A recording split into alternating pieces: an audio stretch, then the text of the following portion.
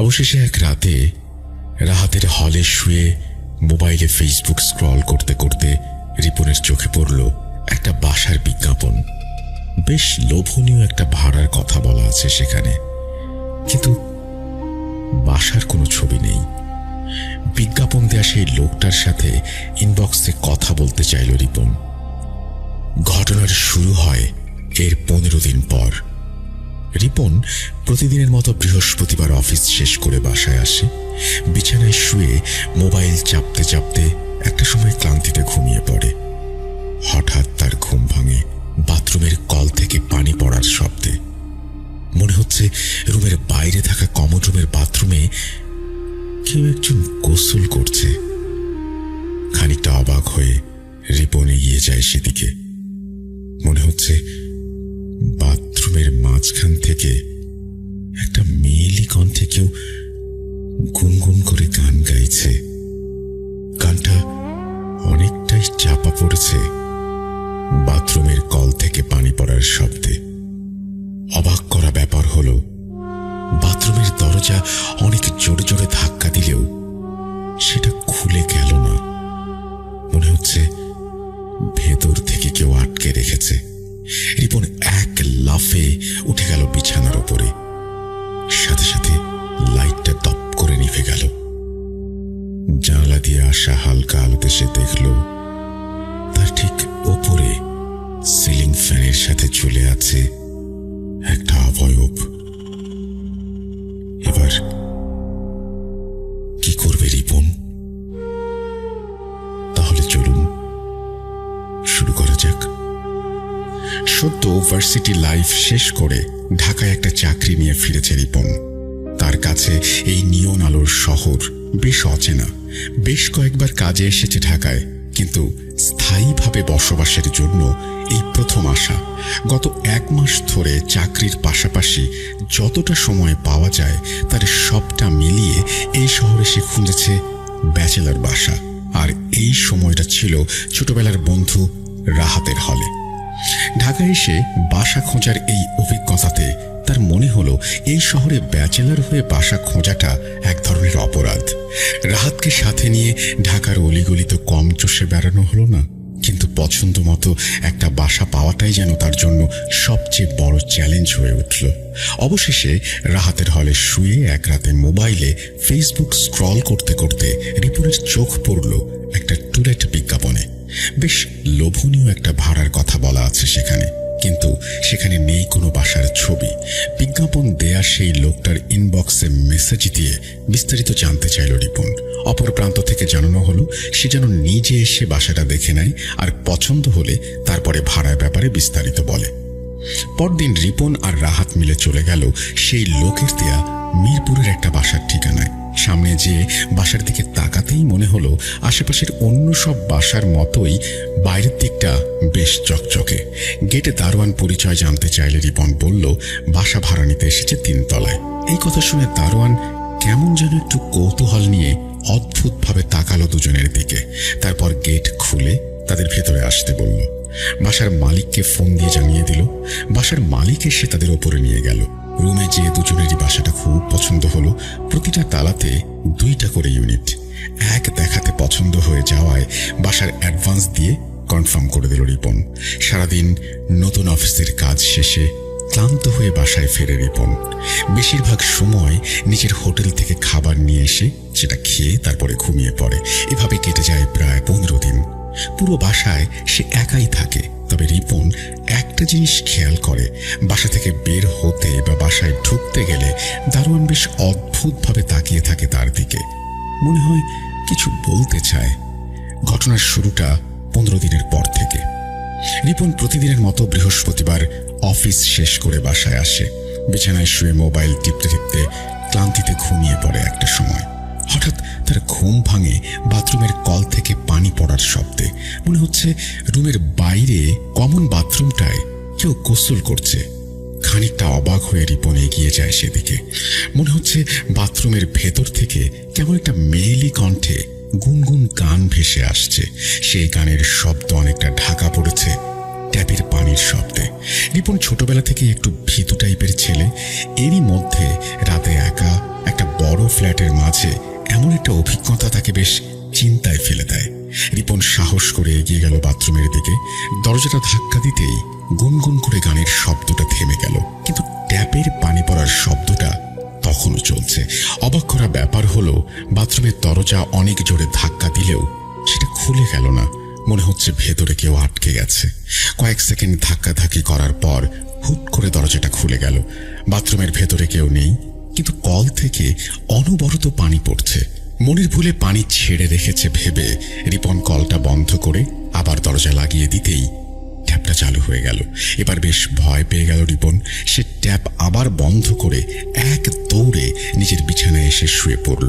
ভয়ে আড়ষ্ট হয়ে বিছানায় শুয়ে পড়তেই কখন যেন ঘুমিয়ে পড়ল। মধ্যরাতে হালকা একটা নুপুরের শব্দে ঘুম ভেঙে যায় তার। মনে হচ্ছে শব্দটা ডাইনিং রুম থেকে আস্তে আস্তে তার রুমের কাছে এসে রুমের কোনো একটা জায়গায় গিয়ে আবার মিলিয়ে যাচ্ছে। মাথার কাছে থাকা ফোনটা নিয়ে ফ্ল্যাশটা জ্বালাতেই সব চুপচাপ। শুধু ভালো করে খেয়াল করে সে দেখল রুমের একটা কোণে একটা জমাট বাঁধা অন্ধকার, যা মোবাইলের ফ্ল্যাশের আলোতেও আলোকিত করতে পারছে না। গলা শুকিয়ে আসে তার। বিছানার পাশে থাকা পানির গ্লাসটা হাতে তুলে নেয়। মুখের কাছে আনতেই মোবাইলের ফ্ল্যাশের হালকা আলোতে রক্তের মতো লাল বর্ণের পানি দেখে সে গ্লাসে। ভয় আঁতকে ওঠে, গ্লাসটা পড়ে যায় হাত থেকে। বিছানা থেকে উঠে লাইট জ্বালিয়ে দেয় রিপন। লাইট অন করার সাথে সাথেই রুমের সব কিছু স্বাভাবিক। রিপন ভাবে অফিস থেকে এসে গোসল না করে শুয়ে পড়ার কারণেই এসব উল্টাপাল্টা হচ্ছে তার। গোসল করে আসলেই সব ঠিক হয়ে যাবে। রিপনে সব ভেবে বাথরুমে চলে গেল গোসল করতে। তোয়ালে আর কাপড় হ্যাঙ্গারে রেখে মধ্যরাতে বাথরুমের আয়নার সামনে দাঁড়ালো সে। আয়নার দিকে তাকাতেই মনে হলো পেছন থেকে কালো চুলে ঢাকা একটা মেয়ের অবয়ব এক মুহূর্তের জন্য তার কাঁধে পাশ থেকে ওপাশে চলে গিয়েই চোখ দুটো চুলের ভেতর থেকে উকি দিয়ে মিলিয়ে গেল। ভয়ে কয়েক পা ছিটকে পেছনে চলে আসলো রিপন। এক ঝলকে সে দেখেছিল মেয়েটার চোখে অদ্ভুত এক দৃষ্টি। ভয় তার হাত পা কাজ করা বন্ধ করে দিল। এই মাঝ রাতেও বাথরুমের মাঝে ভয়ে ঘেমে যাচ্ছিল সে। নিজের মনের মাঝে শেষ সাহসটুকু নিয়ে বাথরুমে থাকা বেসিনের দিকে এগিয়ে যায় রিপন। ট্যাপটা চালু করে দেয় চোখ মুখে পানি দেওয়ার জন্য। ট্যাপ চালু করে তার নিচে হাত দিতেই তার হাতে পড়তে থাকলো পানির বদলে টাটকা রক্ত। সাথে সাথেই বাথরুমে থাকা বাল্বটা কয়েকবার জ্বলে একদম নিভে গেল। রিপন এক দৌড়ে বের হয়ে আসলো বাথরুম থেকে। তার রুমে আসতেই রুমের লাইটটা ভেঙে পড়ল ফ্লোরে। সাথে সাথেই নিকশ কালো অন্ধকারে ভরে গেল ঘরটা। সে পা টিপে টিপে রান্নাঘরে গিয়ে সুইচ দিল, কিন্তু বাসায় কোনো ইলেকট্রিসিটি ছিল না। রান্নাঘর হাতড়ে সে খুঁজে পেল লাইটার। সেটাই হাতে নিয়ে জ্বালিয়ে রুমে আসলো। বারবার নিভে যাচ্ছে লাইটার। সে আবার জ্বালাচ্ছে। লাইটারের কাঁপা কাঁপা আবছা আলোতে সে দেখল তার বিছানার উপরে উপুড় হয়ে সাদা কাপড়ে জড়ানো একটা ছায়া মূর্তি। এবার সাহস করে সামনে এগিয়ে যেতেই সেই অবয়ব দ্রুত উঠে তার দিকে এগিয়ে এসে আবার মিলিয়ে গেল। রিপন এক লাফে উঠে গেল বিছানায়। সাথে থাকা লাইটারটা দপ করে নিভে গেল। বিছানার পাশে থাকা জানলার পর্দা সরিয়ে দিল সে। নিচের রাস্তায় থাকা সোডিয়ামের একটা হালকা আলো এসে পড়েছে তার রুমে। শরীর আর নিতে পারছে না। ক্লান্তি আর ভয়ে শরীর ছেড়ে দিল বিছানার উপরে। এক মুহূর্ত সব চুপ। তারপর হঠাৎ কিছু একটা তার পা টেনে ধরে এক টানে ফেলে দিল বিছানা থেকে। নিচে পড়েই সে হালকা আলোয় দেখল খাটের নিচে কিছু একটা। সে উঠে একটা চিৎকার দিয়ে ভয়ে দৌড় দিল রুমের দরজার দিকে। অন্ধকারে হাতড়ে মেইন দরজা দিয়ে যেন এক মুহূর্তে সে ছিটকে বের হয়ে আসলো বাইরে। সাথে সাথে সব কিছু নিস্তব্ধ, যেন একটু আগে কিছুই ঘটেনি। সে কি করবে ভেবে পাচ্ছিল না। পাশে থাকা ফ্ল্যাটের লোকজনের সাথে তার তেমন পরিচয়ও নেই। তাদের ডেকে তুলবে সেটাও হবে না। একবার ভাবলো নিচে দারোয়ানের রুমে যাবে, কিন্তু আবার পরেই ভাবলো এত রাতে তাকে ডেকে তুলেই বা কি বলবে সে। কোনো উপায় না পেয়ে অবশেষে ভেবে চিনতে সিঁড়িতেই বসে পড়ল। এভাবে কত সময় বসেছিল তার জানা নেই। হঠাৎ তার কানে ভেসে আসলো ফজরের আজান। একটু বসে থেকে সে আস্তে আস্তে দরজাটা খুলে রুমের দিকে এগিয়ে গেল। সবকিছু স্বাভাবিক। আর বাসাতে ইলেকট্রিসিটিও আছে। রান্নাঘরে থাকা বাল্বটা তখন মিটমিট করে জ্বলছে। সে ডাইনিং রুমে থাকা লাইটটাও জ্বালিয়ে দিল। তারপরে সেই আলোতে অনেক সাবধানে তার বেডরুমে উঁকি দিল। না, সবকিছু স্বাভাবিক। শুধু মেঝেতে পড়ে আছে লাইটারটা, আর একটু দূরে পড়ে আছে তার ফোন। মোবাইলটা হাতে নিল সে। বেশ ভালো করে খুঁজে দেখল রুমের চারপাশ। না, কোথাও কোনো সমস্যা নেই, সব স্বাভাবিক। বাকি রাত তার আর ঘুম এলো না। সকাল পর্যন্ত বিছানায় শুয়ে ফোন চেপেই সময় কাটিয়ে দিল। সকালে উঠে আবার চলে গেল বাথরুমে। হ্যাঙ্গারে এখনো তার রাখা সেই তোয়ালে কাপড় আগের মতোই আছে। সাহস করে ট্যাপের পানি ছেড়ে দিল সে। না, সব ঠিক, কোনো সমস্যা নেই। ফ্রেশ হয়ে বাইরে বেরিয়ে গেল রিপন। সোজা চলে গেল বন্ধুর হলে। ছুটির দিনে কোনো কল ছাড়া রিপন এভাবে তার বন্ধুর হলে যাওয়ায় তার বন্ধু বেশ অবাক হয়ে গেল। আর তাকিয়ে দেখল রিপনের চোখে মুখে একটা ক্লান্তির ছাপ। বন্ধু তার কাছে সব কারণ জানতে চাইল। রিপন বলল কাল রাতে তার সাথে কি ঘটেছে। শুনে বন্ধু বেশ চিন্তিত হয়ে পড়ল আর বলল, নতুন বাসা, একা থাকিস, তার উপরে অফিসে সারাদিনের কাজের চাপ, হয়তো ক্লান্তিতে মনের ভেতরে একটা ভয় বাসা বেঁধেছে। তারা ঠিক করল রিপনের বন্ধু আজ রাতে রিপনের সাথে তার নতুন বাসায় থাকবে। আসলে তেমন কোনো গুরুতর সমস্যা আছে কিনা সেটা দেখার জন্যই এই সিদ্ধান্ত। রিপন পরের বিকেলটা তার বন্ধুর হলেই ঘুমিয়ে কাটিয়ে দিল। সন্ধে হলে রিপনের বন্ধু সহ আরো 2 জন রিপনের বাসায় গেল হল থেকে। সেদিন রাতে তার রুমের জন্য একটা নতুন লাইট কেনা হলো। রাতের খাওয়া বাইরে খেয়ে তারা বাসায় উঠল। অনেকদিন পরে সবাই মিলে একসাথে হাওয়াতে কার্ড খেলতে বসলো তারা। এভাবে হালকা খাওয়া দাওয়া, কার্ড খেলা আর আড্ডাতে কেটে গেল প্রায় মাঝরাত পর্যন্ত। কিন্তু কোনো অস্বাভাবিক কোনো কিছুই ঘটল না, নজরেও পড়ল না। মধ্যরাত পার করে সবাই একসময় এক রুমে ঘুমিয়ে পড়ল। সকালে ঘুম থেকে ওঠার পর রিপনের বন্ধু তাকে বলল, শোন, এসব তোর ক্লান্তির জন্য। যদি কিছু থাকতো এই বাসায় তাহলে আমরা তো 4 জনই ছিলাম এখানে, কেউ না কেউ দেখতে পেতাম, অন্তত কিছু তো অনুভব করতে পারতাম।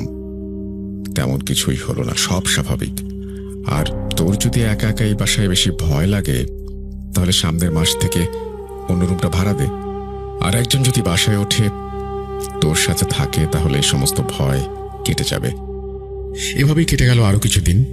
তবে এর মাঝে আর উল্লেখযোগ্য তেমন কোনো ঘটনা ঘটল না। প্রতিদিনের মতো সে অফিস থেকে এসে রাতে নিজে রান্না করে খেয়ে মোবাইল চালিয়ে ঘুমিয়ে পড়ে।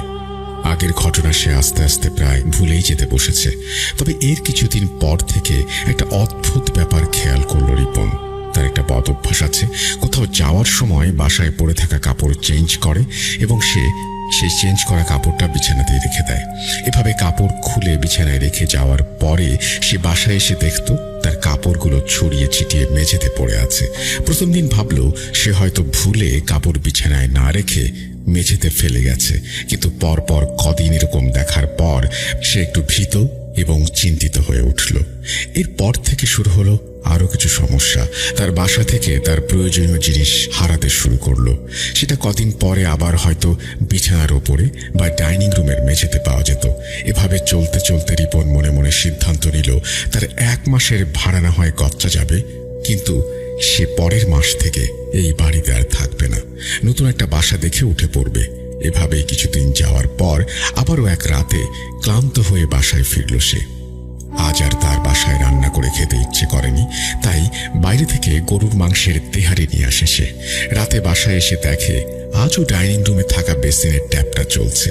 এসবে এখন যেন সে অনেকটা অভ্যস্ত হয়ে গেছে। কাছে গিয়ে পানির ট্যাপটা বন্ধ করে দিল। এরপর সে গোসলের জন্য চলে গেল বাথরুমে ঢুকে শাওয়ার ছাড়ার কিছুক্ষণ পরেই তার মনে হলো কানের পাশ দিয়ে খুব দ্রুত কিছু একটা যেন ফিসফিসিয়ে মিলিয়ে গেল।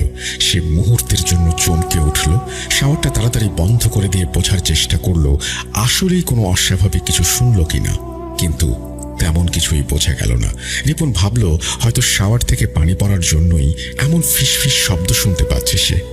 তারপর ভালোভাবে গোসল শেষ করে বেরিয়ে আসলো। রান্নাঘরে গিয়ে নিয়ে আসা তেহেরি খেলো বিছানায় বসে।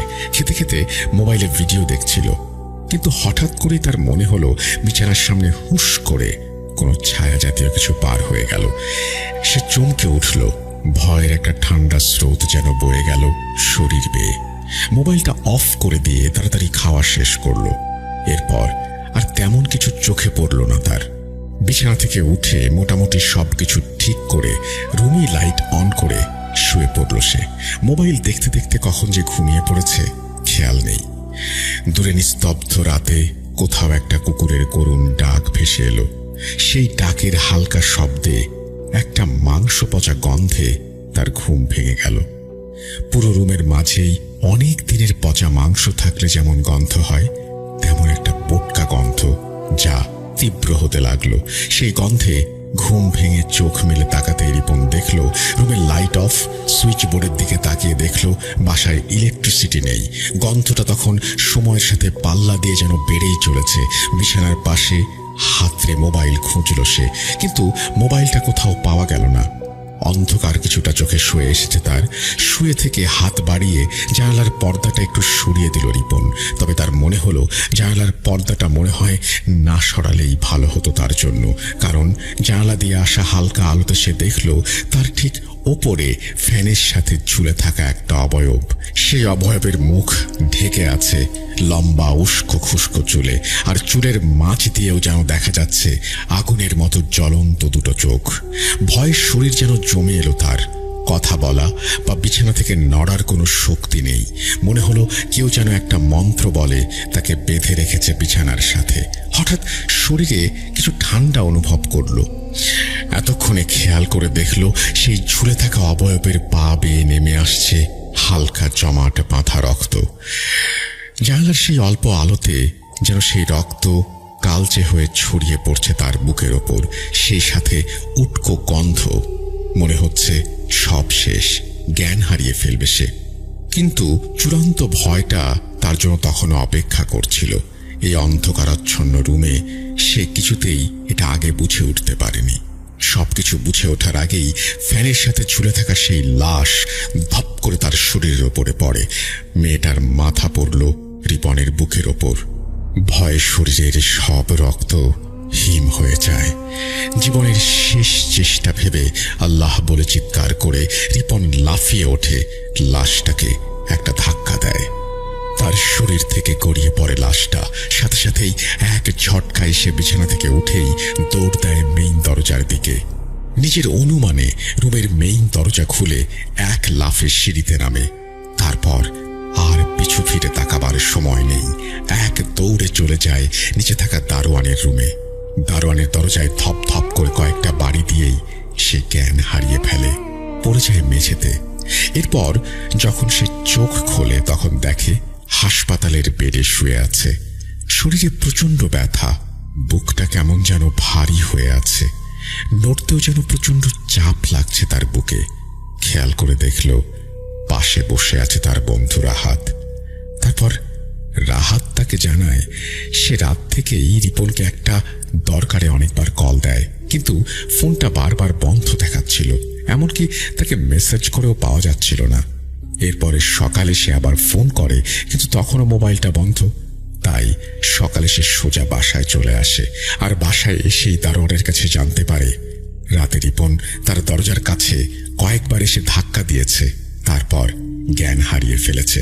তখন দারোয়ান এবং বাসার মালিক দুজন মিলে তাকে হাসপাতালে নিয়ে আসে, আর তাই রাহাত বাসা থেকে সোজা চলে এসেছে হাসপাতালে।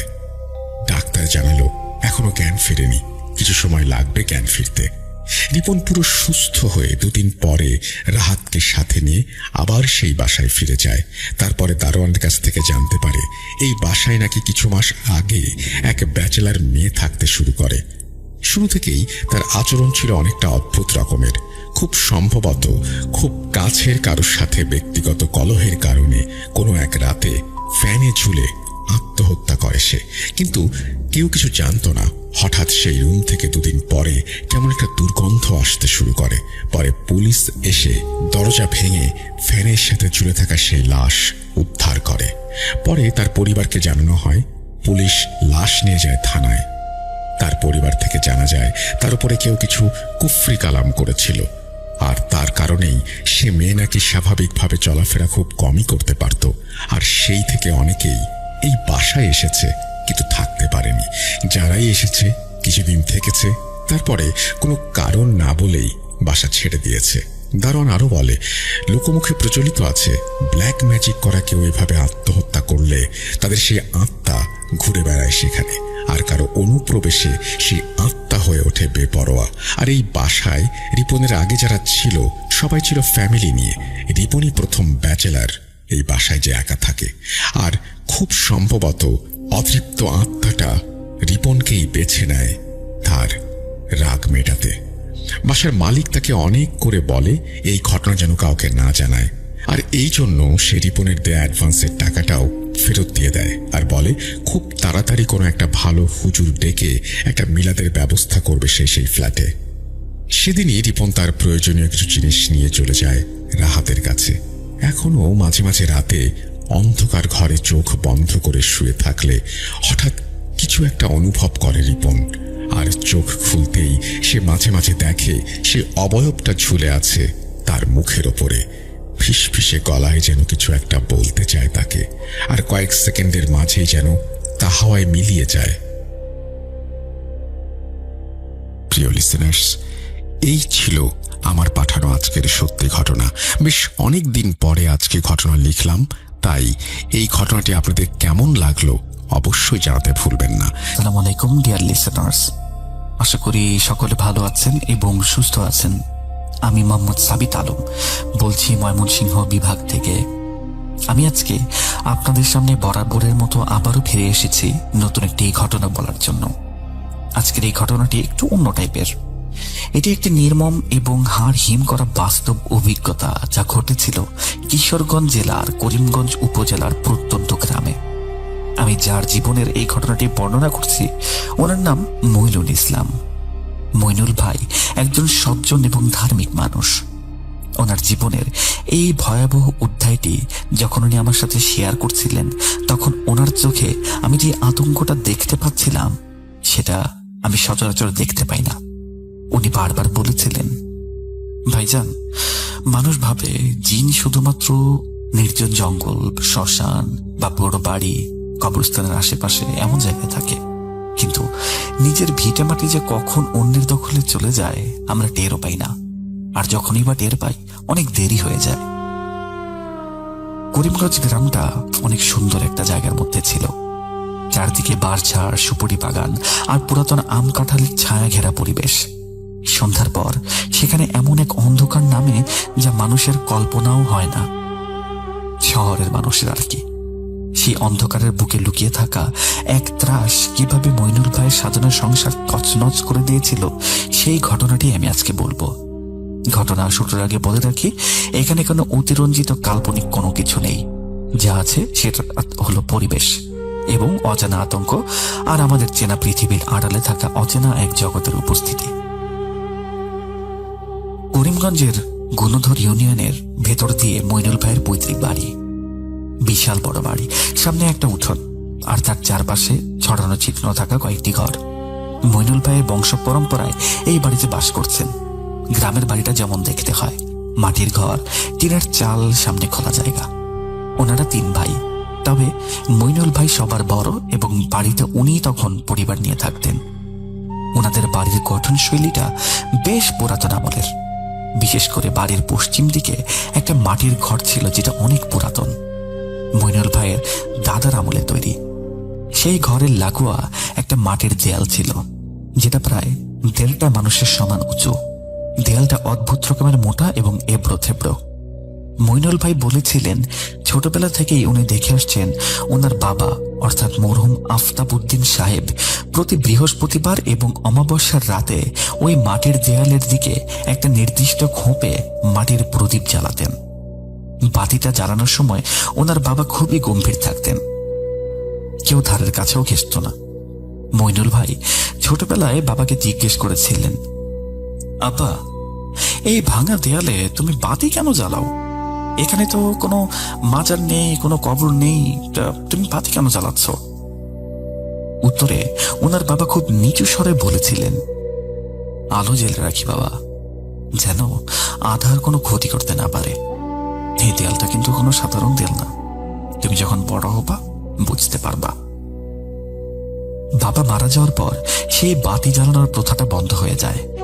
মইনুল ভাই বা ওনার ভাইয়েরা কেউই এই দেয়ালের দিকে বিশেষ নজর দেননি। তাছাড়া আধুনিক যুগে বাতি জ্বালানোর এই রেওয়াজটাকে ওনারা কুসংস্কার হিসেবেই ধরে নিয়েছিলেন। প্রবলেমের শুরু হয় মইনুল ভাই একটা সিদ্ধান্ত নেওয়ার পরে। সিদ্ধান্তটা ছিল বাড়িটা আরেকটু বড় করবেন। এই পুরাতন মাটির দেয়ালটা উঠোনের মাঝখানে, এটা বাধার মতো হয়ে দাঁড়িয়ে ছিল। দেয়ালটার উপাশে একটা পুরাতন ডালিম গাছ আর জঙ্গল মতো জায়গা। মইনুল ভাই ভাবলেন এই অপ্রয়োজনীয় দেয়ালটা ভেঙে ফেললে উঠানটা বেশ খোলামেলা হবে, বাচ্চারা খেলতেও পারবে, আর শীতকালে রোদ পোহানোর মতো একটা ব্যবস্থাও হবে। বাড়ির মুরব্বীরা কেউ কেউ নিষেধ করেছিলেন বটে, বিশেষ করে ওনার মা, যিনি তখন শয্যাশায়ী। তিনি বারবার বলেছিলেন, মইন, এই দেয়ালটায় হাত দিস না বাবা, তোর বাপ ওইটাকে অনেক আগলে রাখছো। কিন্তু মইনুল ভাই তখন যৌবনের তেজে ছিলেন, তাছাড়া প্র্যাকটিক্যাল মানুষ। উনি মায়ের কথায় খুব বেশি একটা পাত্তা দিলেন না। ওনার যুক্তি ছিল, একটা মাটির দেয়াল ভাঙলে কি বা হবে। দিনক্ষণ দেখে কামলা লাগিয়ে উনি দেয়ালটা ভেঙে ফেললেন। দেয়ালটা ভাঙতে গিয়ে দেখা গেল সাধারণ মাটির দেয়ালের থেকে অনেক বেশি শক্ত এটা। শাবল দিয়ে আঘাত করলে কেমন যেন একটা ভোঁতা আওয়াজ আসতো, যেন মাটির ভেতরে লোহা টাইপের কিছু একটা আছে। সে যাই হোক, সারাদিন পরিশ্রম করে দেয়ালটা মাটির সাথে মিশিয়ে দেওয়া হলো। উঠানটা সত্যি অনেক বড় এবং সুন্দর দেখালো। দেয়াল ভাঙার পর সেই জায়গাটা পরিষ্কার করে ফেলা হলো। মইনুল ভাই খুবই খুশি, কিন্তু তিনি জানতেন না এই দেয়ালটা শুধুমাত্র মাটির তৈরি ছিল না, এটা ছিল এক অদৃশ্য দরজার মতো, যা ভেঙে ফেলার মাধ্যমে উনি এমন এক শক্তিকে নিজের ঘরে নিমন্ত্রণ দিয়েছেন যার অস্তিত্ব সম্পর্কে ওনার কোনো ধারণাই ছিল না। দেয়াল ভাঙার ঠিক 3 দিন পরের ঘটনা। মইনুল ভাইদের বাড়িতে বেশ কিছু গবাদি পশু ছিল, 2টো গরু আর 4-5টা ছাগল। গ্রামের মানুষ শখ করে এবং প্রয়োজনে এসব পালে। ওনার একটা কালো রঙের দেশি কুকুর ছিল, নাম ছিল বাঘা। বাঘা ছিল ভীষণ প্রভুভক্ত। অপরিচিত কেউ বাড়িতে পা দিলেই সে চিৎকার করে বাড়ি যেন মাথায় তুলে ফেলত। কিন্তু দেয়াল ভাঙার পর থেকে বাঘার আচরণে অদ্ভুত পরিবর্তন লক্ষ্য করলেন মইনুল ভাই। প্রথম যেদিন উনি লক্ষ্য করলেন সেদিন ছিল অমাবস্যার রাত। গ্রামের রাত এমনিতেই অনেক গভীর, তার উপরে অমাবস্যা, চারপাশে ঘুটঘুটে অন্ধকার। মইনুল ভাই এশার নামাজ পড়ে রাতের খাবার খেয়ে শুয়ে পড়েছেন। গভীর রাত, সম্ভবত রাত 2টো বা 2:30 হবে। ওনার ঘুম ভেঙে গেল বাঘার কান্নার আওয়াজে। কুকুরের ঘেউ ঘেউ আওয়াজ একরকম, আর কান্নার আওয়াজ সম্পূর্ণ ভিন্ন রকমের হয়ে থাকে। বাঘা এমন ভাবে কাঁদছিল যেন সে খুব করুণ কিছু দেখেছে বা মৃত্যু যন্ত্রণায় ছটফট করছে। মইনুল ভাই বিছানা ছেড়ে দিলেন, জানালা দিয়ে উকি দিলেন বাহিরে। টর্চের আলো ফেলে উঠানে উনি দেখলেন বাঘা সেই ভাঙা দেয়ালের জায়গায়, যেখানে এখন কিছুই নেই, শুধু সমতল মাটি।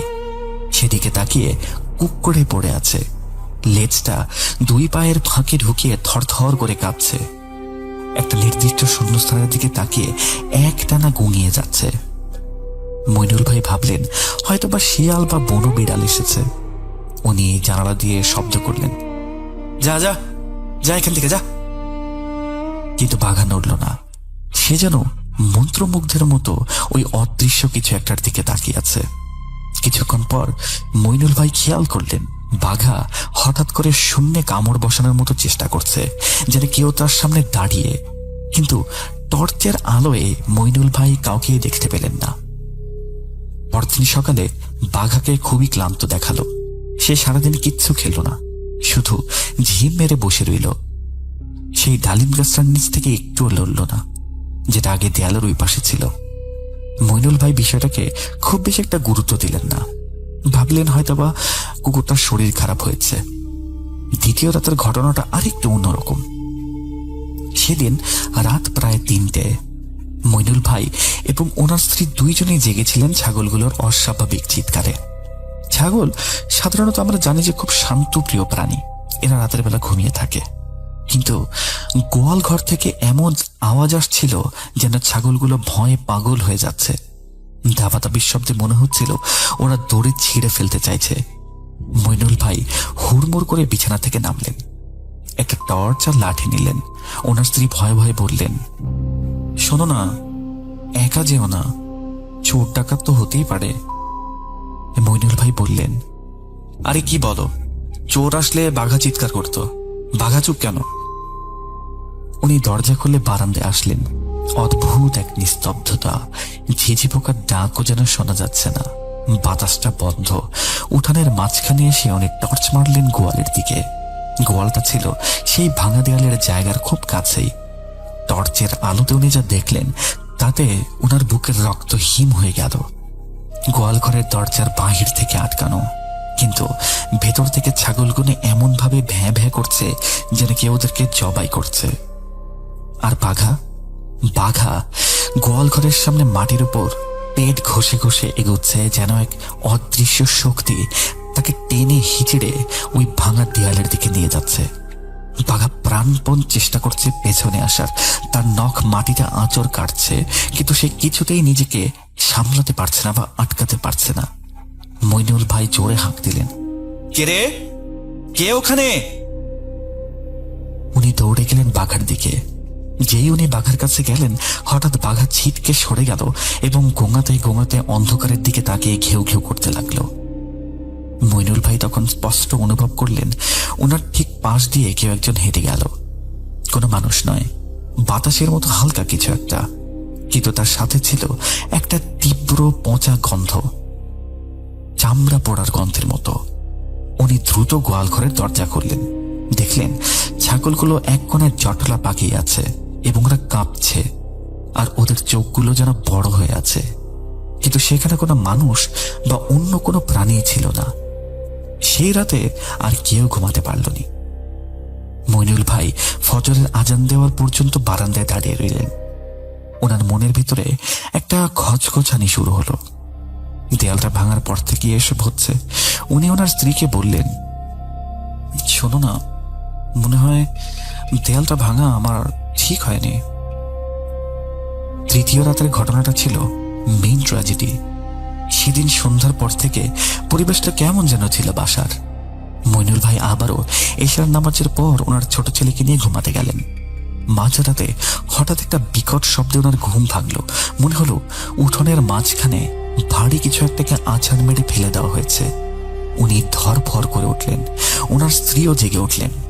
বাহিরে বাঘার কোনো সার শব্দ নেই আজ, একদম পিনপতন নীরবতা। মইনুল ভাই সাহস সঞ্চয় করে হ্যারিকেন হাতে বাহিরে বের হলেন। দরজা খোলার সাথে সাথে এক ঝলক ঠান্ডা বাতাস ওনার মুখে এসে লাগলো। হ্যারিকেনটা উনি একটু উঁচু করলেন। উঠোনের মাঝখানে ঠিক যেখানে সেই দেয়ালটা ছিল সেখানে বাঘা পড়ে আছে। মইনুল ভাই ভাবলেন কুকুরটা হয়তো বা ঘুমোচ্ছে। উনি ডাক দিলেন, বাঘা, এই বাঘা, আরে শোন না রে বাঘা, ওঠ। কিন্তু বাঘার কোনো নাড়াচাড়া নেই। উনি কাছে এগিয়ে গেলেন। বাঘার শরীরের কাছে গিয়ে উনি যেটা দেখলেন সেটার জন্য হি ওয়াজ নট রেডি। বাঘার ঘাড়টা সম্পূর্ণ উল্টো দিকে ঘোরানো, এত অস্বাভাবিক ভাবে মোচড়ানো যে হাড় ভাঙার শব্দ উনি মনে মনে শুনতে পেলেন। বাঘার চোখ দুটো খোলা, আর সেই চোখ থেকে ফোঁটা ফোঁটা রক্ত গড়িয়ে মাটিতে পড়ছে। জিভটা বেরিয়ে আছে। সবচেয়ে ভয়ানক ব্যাপার হলো বাঘার পেছনের অংশটা যেন খুব আক্রোশে কেউ থেতলে দিয়েছে এবং কিছুটা অংশ খেয়ে ফেলেছে। মইনুল ভাই পিছিয়ে এলেন। ওনার হাত থেকে হ্যারিকেনটা প্রায় পড়েই যাচ্ছিল। ঠিক সেই মুহূর্তে ওনার কানের কাছে খুব অল্প একটা ফিসফিসানির শব্দ শুনতে পেলেন উনি। এটা কোনো পুরুষের গলা নয়, উনি শিওর এটা ছিল একটা নারীর গলা, খুবই মিহি কিন্তু স্পষ্ট। কণ্ঠটা বলল, আমার ঘর কেন ভাঙলি তুই? মইনুল ভাই চারপাশে তাকালেন, কেউ নেই, শুধু অন্ধকার আর বাঘার মৃতদেহ। উনি দৌড়ে ঘরে ঢুকে দরজা বন্ধ করে দিলেন। ওনার শরীর তখন ঘামে ভেজা। উনি ওনার স্ত্রীকে বললেন, জানো, বাঘাকে কেউ মেরে ফেলেছে। আমি ওর গলার আওয়াজ শুনেছিলাম। সকালে গ্রামের মানুষ জড়ো হলো। সবাই বাঘার লাশ দেখে শিউরে উঠল। অর্ধেক খাওয়া একটা কুকুরের লাশ, এটাও হতে পারে? গ্রামের মুরব্বীরা বললেন, মইন, এটা কিন্তু কোনো মানুষের কাজ না। বাঘার ঘাড় যেভাবে মটকানো আর যেভাবে মাংস খাওয়া, এটা কোনো সাধারণ মানুষের শক্তিতে সম্ভব না। আর মানুষ কেন ছিঁড়ে খুঁড়ে একটা কুকুরকে খাবে? তাছাড়া রক্ত বের হচ্ছে চোখ দিয়ে, এটা খুব খারাপ লক্ষণ। মইনুল ভাই কাউকে রাতে সেই আওয়াজের কথা বললেন না, কিন্তু ভয়ে ওনার গলাটা শুকিয়ে আসছিল। বাঘার মৃত্যুর পর থেকে মইনুল ভাইয়ের বাড়িতে শুরু হলো এক নতুন উপদ্রব। বাঘা মারা যাওয়ার পরদিনই ছাগলগুলো অসুস্থ হতে শুরু করলো। একটা একটা করে ছাগল খাওয়া বন্ধ করে দিল। মইনুল ভাই ভয় পেয়ে ছাগলগুলোকে ওনার চাচার বাড়িতে রেখে এলেন, যেটা একটু দূরে। বাড়িটা এখন প্রাণী শূন্য, কিন্তু তাতেও রেহাই মিলল না। এক রাতে মইনুল ভাই ওনার ঘরের জানালা দিয়ে বাহিরে তাকিয়েছিলেন। বাহিরে পূর্ণিমার কাছাকাছি চাঁদের আলো। হঠাৎ উনি দেখলেন সেই ভাঙা দেয়ালের জায়গায় একটা কালো ছাগল দাঁড়িয়ে। মইনুল ভাই অবাক হলেন। উনি তো সব ছাগল সরিয়ে ফেলেছেন, তাহলে এটা কার ছাগল? উনি ভালো করে দেখলেন ছাগলটা স্বাভাবিক নয়। স্বাভাবিক ছাগলের থেকে অনেকটা বড়। সাধারণত দেশি ছাগল এমন হয় না, এর প্রায় অর্ধেক হয়। কিন্তু ছাগলের চোখগুলো কেমন যেন লাল নয়, মরা হলুদের বাতি বা দুটি বের হচ্ছে এমন। ছাগলটা এক দৃষ্টিতে মইনুল ভাইয়ের জানালার দিকে তাকিয়ে রইল। মইনুল ভাই চোখের পলক ফেলতে পারছিলেন না। হঠাৎ ছাগলটা মানুষের মতো পেছনের দুই পায়ে ভর দিয়ে দাঁড়িয়ে গেল। এটা দেখে মইনুল ভাইয়ের বুকের ভেতরটা যেন ধক করে উঠল। দুই পায়ে দাঁড়িয়ে থাকা ছাগল এবার আস্তে আস্তে হাঁটতে শুরু করলো মইনুল ভাইয়ের দিকে। তার হাঁটার ভঙ্গিটা ছিল মানুষের মতো, কিন্তু নড়বড়ে। মইনুল ভাই চিৎকার করতে চাইলেন, কিন্তু ওনার গলা দিয়ে কোনো স্বর বের হলো না। ছাগলটা জানালার খুব কাছে এসে থামলো। জানালার গ্রিলের ওই পাশ থেকে মইনুল ভাই দেখতে পেলেন ছাগলের মুখটা, কিন্তু ওই ছাগলের মুখ ছিল অন্যরকম। ওটা একটা পোড়া ঝলসানো মানুষের মুখের মতো। সেই ছাগলটা জানালার শিকে একবার থাবা মারল। মইনুল ভাই এখানে আমাকে একটা কথা বলতে ভুলে গিয়েছিলেন, যেটা উনি পরে আমাকে বলেছেন, যে এই ছাগলটা অ্যাকচুয়ালি ওনাকে রিসেম্বল করেছিল বাফুমেটের সাথে। যাই হোক, এই ছাগলটা শিক দিয়ে একটা থাবা মারল জানালার এবং অন্ধকারের সাথে মিলিয়ে গেল। মইনুল ভাই জ্ঞান হারালেন। ওনার যখন জ্ঞান ফিরল তখন ওনার শরীরে অনেক জ্বর। ওনার স্ত্রী ওনার মাথায় পানি ঢালছিলেন। মইনুল ভাই বিড়বিড় করে বলছিলেন, ওটা কিন্তু ছাগল না, ওটা ছাগল হতেই পারে না। ওটা দেখতে বাফুমেটের মতো, পুরাতন প্রাচীন শয়তান, যার কথা খ্রিস্ট ধর্মে বলা আছে। এর কয়েকদিন পরের ঘটনা। মইনুল ভাইয়ের ছোট ছেলে, যার বয়স তখন মাত্র 7 বছর, সে দুপুরে ওই ভাঙা দেয়ালের জায়গায় খেলছিল। হঠাৎ সে দৌড়ে এসে মায়ের আঁচলের নিচে লুকিয়ে গেল। মা জিজ্ঞেস করলেন, কি বাবা, কি হয়েছে, এমন করছিস কেন? ছেলেটা কাঁপতে কাঁপতে বলল, মা, ওখানে একটা খালামণি দাঁড়িয়ে। মা অবাক হয়ে বললেন, খালামণি? কে? ছেলে বলল, কালো খালামণি, আমি চিনি না, অনেক লম্বা, চুলগুলো পা পর্যন্ত। আমাকে বললো কি জানো, তোমার বাবাকে বলো আমার ঘরটা যেন বানিয়ে দেয়, না হলে আমাকে বলে নিয়ে যাবে। ছেলের কথা শুনে মইনুল ভাইয়ের স্ত্রীর হাত পা ঠান্ডা হয়ে গেল। উনি ছেলেকে বুকে জড়িয়ে ধরে সূরা পড়তে লাগলেন। সেদিন রাত থেকেই ছেলের প্রচন্ড জ্বর, কোনো ওষুধে কাজই হচ্ছিল না। ছেলে ঘুমের মধ্যে প্রলাপ বকতে শুরু করলো, মা, ও আসছে, কালো খালামণি আসছে। বাড়ির পরিবেশটা হঠাৎ করে পাল্টে গেল। দিনের বেলাতেও ঘরের ভেতরে অন্ধকার লাগতো। মনে হতো ঘরের কোনায় কোনায় কেউ দাঁড়িয়ে। মইনুল ভাইয়ের স্ত্রী রান্না করতে গেলে দেখতেন চুলার আগুন নিভে যাচ্ছে, অথচ লাকড়ি একেবারেই শুকনো। ভাতের পাতিল থেকে পচা গন্ধ বের হচ্ছে। আর রাত হলে শুরু হতো তাণ্ডব। টিনের চালে মনে হতো যেন বড় বড় পাথর বৃষ্টি হচ্ছে। ধূপধাপ শব্দ, যেন কেউ ছাদের উপর দিয়ে দৌড়াচ্ছে। কখনো কখনো উঠোন থেকে ভেসে আসতো নুপুর পড়া পায়ের আওয়াজ, ছন ছন ছন ছন ছন। আওয়াজটা উঠোন থেকে শুরু হয়ে বারান্দা পর্যন্ত আসতো, তারপর দরজার কাছে এসে মিলিয়ে যেত বা থেমে যেত। দরজার উপাস থেকে ভারী নিঃশ্বাসের শব্দ শোনা যেত। অনেকে বলতো মইনুল ভাইয়ের বাড়িতে নাকি দোষ আছে। ওই বাড়ি থেকে নাকি মেয়ে মানুষের হাসির শব্দ পাওয়া যায়। মইনুল ভাই বুঝতে পারলেন এভাবে চললে ওনারা সবাই মারা পড়বেন। উনি সিদ্ধান্ত নিলেন সম্পূর্ণ গ্রামে ব্যাপারটা ছড়িয়ে যাবার আগেই এর ভিত করতে হবে, নইলে এই গ্রামে ওনাদের অনেক বদনামি হবে। গ্রামের মসজিদের ইমাম সাহেবের পরামর্শে উনি কিশোরগঞ্জের এক প্রখ্যাত হুজুরের খোঁজ পেলেন। ওনার নাম ছিল মাওলানা ইদ্রিস। সবাই ওনাকে বড় হুজুর ডাকতেন। মইনুল ভাই বড় হুজুরের কাছে গেলেন। হুজুর মইনুল ভাইকে দেখে বললেন, তুমি তো সাথে করে বিপদ নিয়ে এসছো। মইনুল ভাই অবাক হলেন। হুজুর বললেন, তোমার পিছে পিছে কিন্তু কিছু একটা এসেছে, তবে মসজিদে ঢোকার সাহস পায়নি, অপেক্ষা করছে বাইরে দাঁড়িয়ে কখন তুমি বের হবে আর তোমার সাথে যাবে। এই জিনিসটা কিন্তু তোমাকে সবসময় ফলো করে মইনুল। মইনুল ভাই কান্নায় ভেঙে পড়লেন এবং সব খুলে বললেন। দেয়াল ভাঙার কথা, বাতি জ্বালানোর কথা, বাঘার মৃত্যু, কালো ছাগল, ওনার ছেলের দেখা কালো খালামণি, সবার কথা। হুজুর কিছুক্ষণ চোখ বন্ধ করে ধ্যানমগ্ন থাকলেন। তারপর বললেন, শোনো মইনুল, আমাকে ইস্তেখারা করতে হবে, তুমি আমাকে কিছুক্ষণ সময় দাও। হুজুর আধা ঘন্টা সময় নিলেন। তারপর আবার ফিরে এসে বললেন, তুমি খুব বড় ভুল করেছ বাবা। এই দেয়ালটা সাধারণ কোনো দেয়াল ছিল না, এখানে এক বদ মেজাজি জিনের বাস ছিল। তোমার বাবা কোনো এক আলেম হুজুরের বা লোকের পরামর্শে ওখানে বাতি জ্বালিয়ে ওকে শান্ত রাখতেন। বাতিটা ছিল একটা সীমা রেখা, যে ওর পরে যেন সে আর না যায়। এটাই ছিল চুক্তি। তুমি দেয়াল ভেঙে তার ঘরই ভেঙে দিয়েছ, আর বাতি বন্ধ করে তার সম্মান হানি করেছ। সে এখন এই কারণে তোমাদের উপরে ক্ষিপ্ত এবং প্রতিশোধ নিতে যাচ্ছে। সে তোমার বাঘাকে মেরেছে কারণ বাঘা এই বাড়িতে ঢোকার পেছনে ছিল তার সব থেকে বড় বাধা। বাঘা থাকলেও ঢুকতে পারত না। এখন তার নজর তোমার ছেলের ওপরে। মইনুল ভাই হুজুরের পায়ে পড়ে গেলেন। হুজুর, আমাদেরকে দয়া করে বাঁচান, আমার মাসুম বাচ্চাটাকে বাঁচান। হুজুর বললেন, কাজটা কিন্তু অনেক কঠিন, এটা কিন্তু অনেক জেদি এবং শক্তিশালী।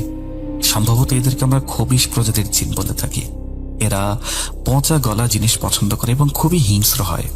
তবে আল্লাহর উপরে ভরসা রাখো, কোরআনের উপরে ভরসা রাখো, আমি আসব। সেদিন ছিল জুম্মাবার, অর্থাৎ শুক্রবার। হুজুর আসরের নামাজের পর ওনার দুইজন সাগরেদকে নিয়ে মইনুল ভাইয়ের বাড়িতে উপস্থিত হলেন। বাড়িতে ঢোকার মুখেই হুজুর থেমে গেলেন। উনি ওনার সাগরেদদের বললেন, তোমরা কি কোনো গন্ধ পাচ্ছ? সাগরেদরাও মাথা নাড়ল। সম্পূর্ণ বাড়িতে একটা মরা ইঁদুরের মতো পচা উৎকট গন্ধ ছড়ানো, যা মইনুল ভাই বা ওনার পরিবারের নাকে সয়ে গিয়েছিল। হুজুর সোজা চলে গেলেন সেই ভাঙা দেয়ালের জায়গায়। সেখানে দাঁড়িয়ে উনি বিড়বিড় করে কিছু একটা বললেন এবং পকেট থেকে এক মুঠো সরিষা ছিটিয়ে দিলেন। সরিষাগুলো মাটিতে পড়ার সাথে সাথে ছটফট করে ফোটার মতো শব্দ করল, যেন কেউ গরম কড়াই এগুলোকে ফেলেছে। হুজুর বললেন, অবস্থা খুবই খারাপ, ও এখানেই আছে, একদম আমাদের সামনে। আজ রাতেই যা করার করতে হবে। হুজুর মইনুল ভাইকে নির্দেশ দিলেন বাজার থেকে কিছু জিনিস কিনে আনতে, লাইক আতর, গোলাপ জল, আগরবাতি, এক টুকরো লাল কাপড় এবং লোহার পেরেক। সন্ধ্যা হওয়ার আগেই সব জোগাড় হয়ে গেল। হুজুর বাড়ির সবাইকে উজু করে পাক পবিত্র হয়ে ঘরের ভেতরে বসতে বললেন। উনি বললেন, রাত 12টার আগে কেউ বের হবেন না, যাই হয়ে যাক। রাত তখন 11টা। হুজুর এবং ওনার সাগরেদরা উঠানের মাঝখানে সেই ভাঙা দেয়ালের জায়গায় জায়নামাজ বিছিয়ে বসলেন। মইনুল ভাইকেও পাশে বসালেন। হুজুর ওনার চারপাশে একটা দাগ কেটে নিলেন। হুজুর কড়া নির্দেশ দিলেন, খবরদার মইনুল, এই দাগের বাহিরে কোনোভাবেই যাবে না, বের হলেই কিন্তু মৃত্যু। এবার হুজুর নিজের কাজ স্টার্ট করলেন। প্রথমে পরিবেশটা বেশ শান্ত, নর্মাল একটা অবস্থা, কিন্তু রাত 12টা বাজার সাথে সাথে কেমন যেন একটা গোমট পরিবেশ হয়ে গেল। গাছের পাতা নড়াও বন্ধ, এক অসহ্য গরম পরিবেশ। হুজুর উচ্চস্বরে কোরআন তেলাওয়াত করছেন। হঠাৎ মইনুল ভাই শুনলেন ওনার ঠিক পেছনে কেউ ফিস ফিস করে বলছেন, মইনুল, হ্যাঁ মইনুল, তোর ছেলেটা মারা যাচ্ছে, তুই এখানে বসে আছিস, বাঁচাবি না তোকে? কে বাঁচাবে? তোর ছেলেকেও কেউ বাঁচাতে পারবে না, তোকে চেহারাটা অবিকল ওনার স্ত্রীর মতো। মইনুল ভাই চমকে পেছনে তাকাচ্ছিলেন। হুজুর ধমক দিলেন, তাকাবে না, যাই হয়ে যাক তাকাবে না। মইনুল ভাই দাঁতে দাঁত চেপে বসে রইলেন। কিছুক্ষণ পর শুরু হলো ঢিল ছোড়া। কোত্থেকে পাথর আর মাটির তলা এসে পড়ছে গন্ডির চারপাশে, কিন্তু কোনো কিছুতেই গন্ডি পার হচ্ছে না। মনে হচ্ছিল অদৃশ্য কোনো দেয়ালে ধাক্কা খেয়ে জিনিসগুলো ছিটকে পড়ছে। এরপর শুরু হলো সেই ছাগলের ডাক। প্রথমে দূরে, তারপর একদম কানের কাছে, ভ্যা ভ্যা একটা ডাক, কিন্তু গলাটা মানুষের মতো অনেকটা। ধীরে ধীরে বিকৃত হয়ে অট্টহাসিতে সেই ডাকটা পরিণত হলো। মইনুল ভাইয়ের মনে হচ্ছিল ওনার হৃৎপিণ্ডটা বন্ধ হয়ে যাবে, বা উনি হয়তো কোনো স্বপ্ন দেখছিলেন, যেটা খারাপ স্বপ্ন, ঘুম ভাঙলেই ভেঙে যাবে। ওনার চোখের সামনে উনি দেখলেন উঠোনের এক কোণা থেকে কালো ধোঁয়া কুণ্ডলি পাকাচ্ছে। সেই ধোঁয়াটা মনে হলো কোনো একটা আকৃতি নিল, যা মইনুল ভাই সরাসরি আমাকে বলতে পারেননি। হয়তোবা কোনো একটা মহিলা অবয়ব, যার পা গুলো মনে হচ্ছিল উল্টো, যার সঠিক বর্ণনা মইনুল ভাই আমাকে দেননি। সেই ছায়াটা সেই গোল বৃত্তের চারপাশে ঘুরতে লাগলো। হুজুরের তেলাওয়াত আরো জোরে সোরে শুরু হলো। উনি ওনার শাগরিদদেরকে বললেন, পেরেকগুলো দাও। হুজুর আয়াত পড়া পেরেকগুলো একটা একটা করে মাটির চার কোণে পুঁতে দিলেন। প্রতিটা পেরেক পোতার সাথে সাথে ছায়াটা চারপাশে ঘুরছিল। মনে হচ্ছিল পেরেকটা মাটিতে নয়, ছায়াটা শরীরে বিচ্ছে। দূর থেকে মইনুল ভাই শুনতে পেলেন কেউ তার কানে আবার ফিসফিস করে বলছে, ওকে চলে যেতে বল, আমাকে জ্বালাস না, আমি কিন্তু কাউকে ছাড়বো না। হুজুর তখন বললেন, কি শুনছো মইনুল? মইনুল ভাই ওনার কানে শোনা কথাগুলো শোনার পরে বললেন, কে রে তুই? তুই এখানে কি করছিস? আল্লাহর দুনিয়ায় মানুষের বাঁচা কেন মুশকিল করছিস তুই? ছেড়ে দিলে কি হয়? ছেড়ে দে, নইলে কিন্তু চলতেই থাকবে এগুলি। তখন মইনুল ভাই বললেন যে উনি শুনতে পেলেন ওনার কানে কানে বা মাথায় যে কেউ বলল, আমি শ্মশানে যাব, এই ভিটে ছেড়ে দেব। এই কথা শুনে হুজুর বললেন, শর্ত আছে, তুই আর কোনোদিন এই বংশের কারো ক্ষতি করতে পারবি না, আর যাওয়ার সময় তোর নিশানা রেখে যাবি। ছায়াটা প্রথমে রাজি হলো না, আবার গর্জন করতে শুরু করলো। হুজুর তখন শেষ পেরেকটা হাতলেন এবং বললেন, তাহলে আজকে তুই বন্দী হয়ে যাবি আমার হাতে। এই বলে উনি শেষ পেরেকটা যে মাটিতে ঢুকলেন, প্রচন্ড বাতাস বয়ে গেল, মনে হচ্ছে ঘূর্ণিঝড় হবে। বাড়ির টিনের চালগুলো মড়মড় করতে লাগলো, আর সেই সাথে একটা বিকট চিৎকার শোনা গেল, যা মানুষ বা পশুর কোনোটার সাথেই মেলানো যায় না। সেই চিৎকারে মইনুল ভাইয়ের কানে তালা লেগে যাওয়ার জোগাড়। হঠাৎ সব শান্ত হয়ে গেল, একদম শান্ত। হুজুর মইনুল ভাইকে ডেকে বললেন, মইনুল এদিকে তাকাও। মইনুল ভাই দেখলেন ডালিম গাছটার একটা বড় ডাল কোনো ঝড়ঝাড়ে মট করে মাটিতে ভেঙে পড়ে গেল। হুজুর বললেন, ও চলে গেছে, যাওয়ার সময় ডালটা ভেঙে জানান দিয়ে গেছে, এটাই ওর নিশানা। হুজুর উঠে দাঁড়ালেন। তখন ভোর প্রায় 4টা, ফজরের আজানের সময় হয়ে গেছে। হুজুর বললেন, যতদিন পর্যন্ত এই ভিটেতে থাকবে, এই পেরেকগুলো এখানে পোতাই থাকবে, আর এই ভাঙা দেয়ালের জায়গায় তুমি কালকে একটা নতুন মাটির ঘর দেবে, আর সেখানে প্রতি বৃহস্পতিবারে মিলাদ পড়াবে। আর হ্যাঁ, এই ডালিম গাছটা কেটে ফেলবে যত দ্রুত সম্ভব।